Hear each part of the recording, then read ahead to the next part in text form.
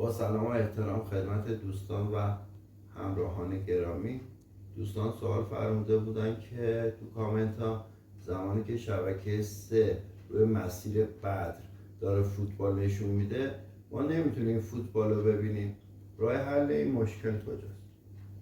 ببینید یه کد بیس داره، ما باید کد بیسمون رو فعال کنیم. برای این کار روی کنترل دکمه F1 رو پیدا میکنیم، 3 بار عدد 0 رو میزنیم. ببینید بچه ما الان روی صفحه تلفن زده فعال شد.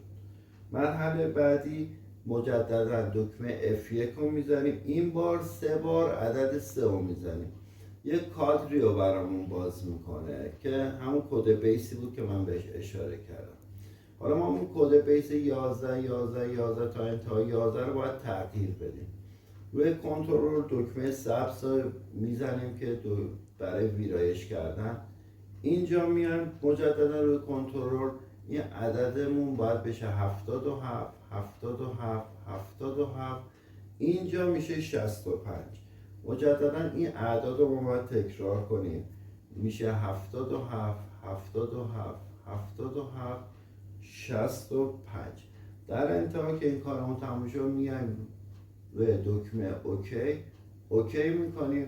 الان کد بیسمون تغییر کرد و ببینید به همین راحتی شبکه 3 مون که اسکرامبل بود یا قفل بود الان داره فوتبالش رو نشون میده. شاد و سلامت باشید. خدا نگهدار.